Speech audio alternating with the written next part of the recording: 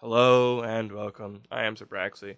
Yeah, look, I'm gonna be honest with you. I'm not looking forward much to today. I've heard of the annoying squeaks that were in every song. I've heard all the hate.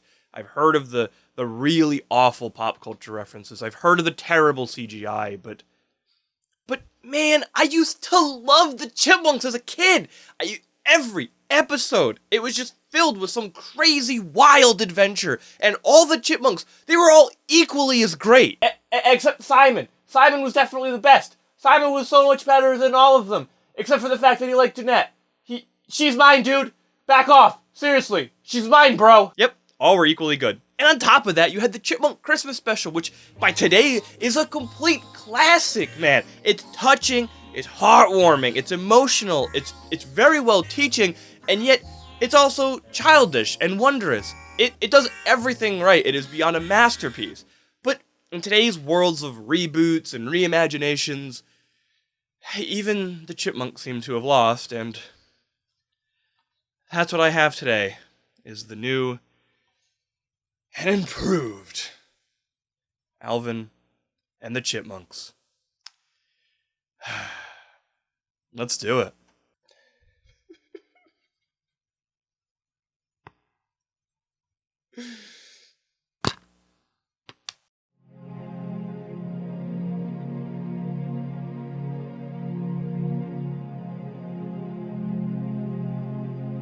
Could this be? The Chipmunk Adventure was in here instead?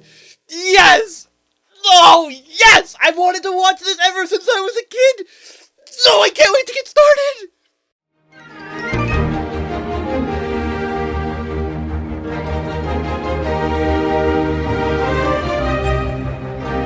So we start off seeing Dave packing his bags to go on a trip to Europe for, well, business is what he says. However, I can't help but think it's just a vacation to get away from his 3 adopted rodents for a while. Also, to the character's credit, the relationship between Dave and the Chipmunks has always felt really genuine. And right off the bat, the chemistry amongst them instantly kicks back in. And then there's Miss Miller, who, in seconds, gets me to laugh. Yoo-hoo! I'm here! Hello? Anybody home? Up here! Boys? We're up here! Hello? Hello? Now, you might say that laughing at an old lady going deaf isn't funny. And honestly, you're probably right, so I'm sorry. Well, she's gonna hear me anyway. Hello? Oh. So the Chipmunk and the Chipettes are playing the classic air balloons in front of gradient background in this arcade/diner/bar or something. I don't know. Alvin and Brittany get into a fight about who can actually race around the world the fastest, and Jeanette? Jeanette, is that you, darling? Oh, I've missed you so! Your cute glasses, your adorable skirt, the sweet, calming gaze of those beautiful eyes.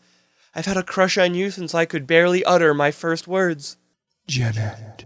Also in this cafe/ice cream parlor/restaurant. Seriously, what is this place? Here, we're introduced to our 2 main villains, Claudia and Klaus. Now, I've heard so many people complain about how these 2 are the weakest parts of the movie, but I think they're amazing. They're mean, arrogant, and completely insane. They're trying to get payment for some diamond smuggling operation, so they offer the Chipmunks and the Chipettes the ability to see who would actually win in this race around the world, just so they can trick them into thinking that they have to drop off dolls to prove that they've made it to certain locations. That is so hilariously stupid that it actually works in the context of the film. Also, just listen to the way they talk and how the animation is done for them. We were just wondering which one of you really would win a race around the world. Oh, what a brilliant idea this was of mine. It's not over yet, Claudia. Exactly. Who would suspect them? No, Claudia. It's out of the question. Listen to me, Klaus. Is that not Disney-style villain or what? The exaggeration, that tone of voice, it's all so ridiculous that these 2 steal every single scene they're in. Also, what is with that face of hers here? It's so beyond creepy. No, you will not look at my Jeanette like that. You will not! No! So the Chipmunks and the Chipettes agree to go on the trip. The Chipmunks also trick Miss Miller into thinking that Dave wants them to meet him in Europe so that they can go. Both teams must deposit one doll at 12 different locations. Oh, Jeanette, please, can I help you with your chest there? So everyone gets their dolls, they hop into their hot air balloons, and the race begins! The Chipettes end up crash landing in Bermuda and look like the troll dolls for some reason, while the Chipmunks end up making their way to Mexico City. Alvin, land the balloon by the fountain. Like I said, in the tree.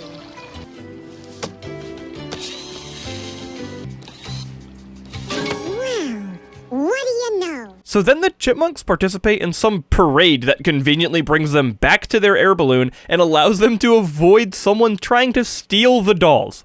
There's some fun energy in the scene, but it's pretty pointless, honestly. The song doesn't seem to fit the situation, further the story, or do much of anything outside being relatable to that culture, I guess. We also get this moment. Please, Father, please take the squeak away from this poor child. May he never squeak again, Lord. May he never squeak again. The Chipettes also succeed in delivering their first doll in a pretty cool scene here. There's no dialogue or other noises outside the sound of water, and it's pretty atmospheric. While it's pretty fun to watch, this scene only serves to really break up the monotony and not actually progress anything further. Yep. This is also completely pointless, a trend that you'll find continues throughout much of this movie. We do get a really good original song here, though, while the Chipmunks are traveling. Hey, don't you know that we're off to see the world? We're off to find our dreams. Why are our hearts beating so fast? Why is there suddenly a brand new hope inside us that will surely last? In fact, it's actually really good. It's what a good song in a musical needs to be. It's explaining how the characters feel about their adventure, why they are so intrigued to travel, and it just falls into place. This track is actually pretty underrated if you ask me. It might be my favorite song from the movie, except there's one more musical moment that I think is done a bit better coming up. We also revisit Claudia and Klaus for just a moment.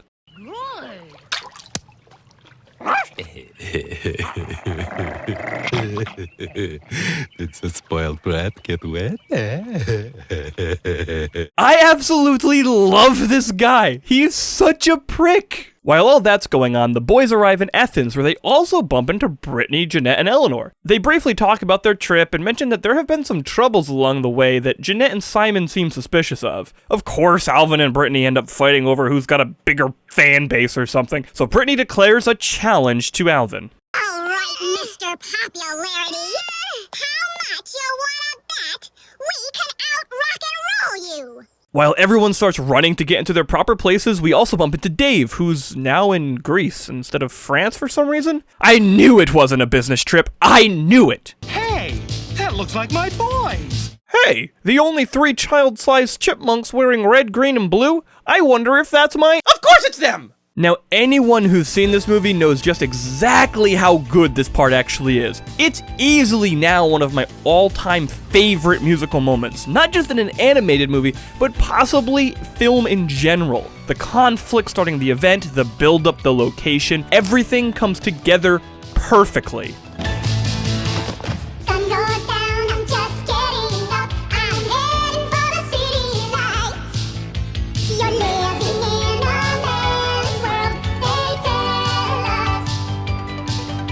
But we ain't gonna buy it. The things they're trying to sell us now. 'Cause we're the girls of rock and roll. Every so often, you'll run into a movie that has a perfect scene, and this is one of them. The song is so ridiculously catchy. I've actually listened to it over 20 or so times while writing the script alone, and it's still a load of fun.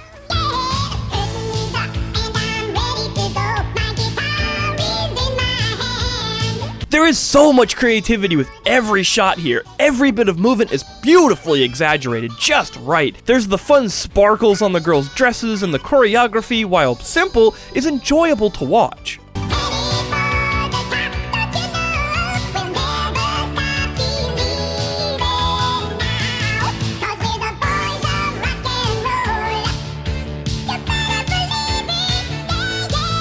This song also perfectly captures the rivalry between the Chipettes and the Chipmunks. Both are music stars, but the Chipmunks always seem to have an edge out in popularity. Also, as friends, there's always competition between Brittany and Alvin. This scene also never acknowledges one as the winner or loser here. Instead, the song encapsulates their ambitions to always reach higher no matter what odds may come against them. There's even some good social commentary here about gender rivalry and how it can actually make us all better in the end. We are the girls, we are the girls, we are the girls of rock and roll. We are the boys, we are the boys, we are the boys of rock and roll. Now, I may be giving this scene far more credit than it deserves, but I think there is a lot to dig into during this 4 to 5 minute sequence. Our characters take to the skies above the Greek Parthenon and prepare to separate once again to continue their adventure around the world. No, it couldn't be. The boys wouldn't. Would they?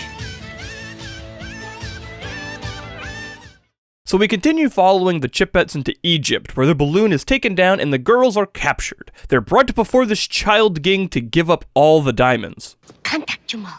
Tell him he can have the dolls, but I want the girls. What? In 10 years, I will make her one of my wives. Wait a minute. This little boy wants to marry Brittany? Excuse me, movie, but do you have any idea the line that you just crossed? You want to have this little boy, human boy, you want to have him want to marry a chipmunk. Look, I get it. He's a young boy. He's probably, hormones racing, thinking about sex all the time, will screw anything that moves. I get that. I mean, heck, I'm an adult male, and I still think about sex every second of the day. Vaginas, see? But you can't have this little boy in a film hot for Chipette. It's just wrong. On so many levels. You make me sick. So the girls get pampered for the engagement ceremony, and the boy king gives them a penguin. Jeanette and Brittany try to steal back their doll so they can leave, which leads to a really weird musical number. Give me a clue. Tell me what I need to do to get lucky with you. The thing is, the song is well sung, and this scene is super creative and fun, but there's just something unsettling while watching this. I don't know. Maybe it's because you just introduced the idea of human on chipmunk sex in my mind. This is just such an awkward song to have the Chipettes sing here. Why are they singing about trying to get lucky with someone? To snakes! Granted, it is kind of neat that the snakes get more and more animated as the song progresses, and Jeanette looks beautiful as ever. But what's up with Brittany's Elvis impression here? The girls escape and decide to sacrifice the race in order to bring the penguin back home to its parents. Where did this random side quest come from? Why is it here? I have no idea. Whatever. The girls bring the penguin back to its home, and the Chipettes have a mild run-in with the two goons who have been chasing after both the chipmunks and the girls. They end up ripping one of the dolls, and the girls figure out the real reason why they were sent around the world by Claudia and Klaus. Now, this is an incredibly long-winded way to have the girls figure this out. The whole penguin side quest takes far too long to get resolved, and it's totally pointless. But dang it does have a really good moment in it. It's when they're in the balloon and Eleanor starts to sing about needing a mother. Hard to remember summer or winter when she hasn't been there for me. Now, for some of you, this might not mean much, but for those of you who do know the backstory of the Chipettes, this is really heart-touching. You see, the Chipettes were raised in an orphanage under a ruthless owner who basically treated everyone like Cinderella. Brittany ends up helping herself, Jeanette, and Eleanor out, and they stow away on a ship to New York City. When they make it, they quickly realize that America might not be the dreamland that they once thought. They quickly find out living here is incredibly difficult, but end up trying to make it to an audition in California, only to be too late. They have it pretty rough. I remember watching them have to go through so many trials and tribulations on the show that hearing them now all sing about missing a mother, it really got to me. I know this part only really matters to those who watched the cartoon, but for that, it is really emotional. My mother, that's who I need.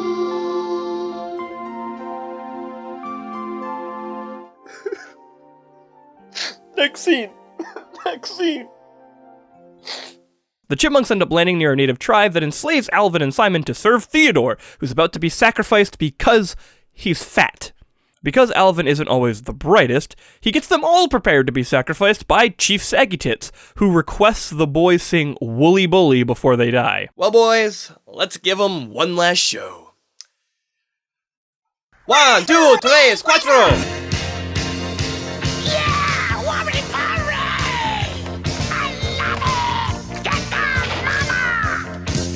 Had two big horns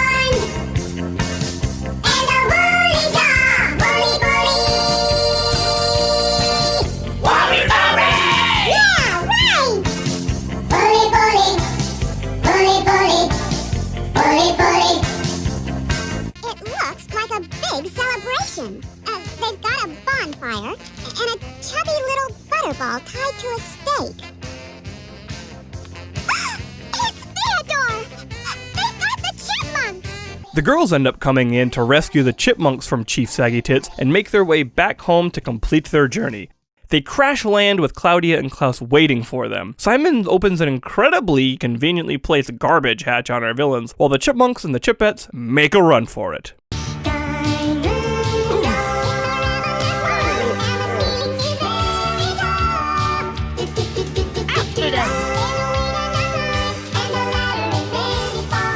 And just as they think they're about to get away, Claudia pulls a pretty low card on them. Hand over the dolls and do as we say if you ever want to see your babysitter again. Wait, did Alvin just have to think about that? Okay, that's pretty dang funny. Claudia kidnaps our heroes while Dave gets picked up by the goons who are chasing the Chipmunks and Chipettes through the whole movie, who are apparently police officers? Why didn't they just tell the Chipmunks that instead of being so secretive? Thankfully, Miss Miller can't drive to save her life, and she gets into an accident with the car where our heroes are being held. Claudia and Klaus are arrested, the boys are reunited back together with Dave, and no one gets their $100,000. There's only one proper way to end a Chipmunks movie. But they've got $5 million in diamonds. Don't we get anything? Alvin! But we just cracked a huge smuggling ring. Shut up, Alvin! Okay. We'll give you half. Alvin! And that was the Chipmunk Adventure. How does it hold up? Honestly, pretty dang well. The major problem the movie does have is that it gets a bit too contrived at times. There's too much going on, and it seems like it gets confused on what is currently most important. There are several side plots that are completely worthless, and some of the songs don't really serve a purpose either. Beyond that, everything else is stellar. Most of the music is a lot of fun. The characters have really good chemistry with each other. The animation is beautiful to look at times. In fact, the animation is far superior than anything the cartoon ever had. There is a rumor that after the Black Cauldron from Disney bombed, a bunch of animators were laid off and then hired by Goldwyn to work on the Chipmunk Adventure. There are also rumors that Ralph Bakshi and others may have had a hand in some of this animation. If any of these are true, then it's no surprise that some of the scenes do look as good as they do. What I think the Chipmunk Adventure did best, though, is that it felt like a giant episode of the show. It wasn't aiming to be anything else. It knew what its audience was expecting, and it gave us just that. Sometimes simple can do an awful lot when given to the right hands. Thank you so much for watching, bless you, but there is something that's been bothering me this entire video. If the Chipmunk Adventure was in the Alvin and the Chipmunks case, then what was in the Chipmunk Adventure case?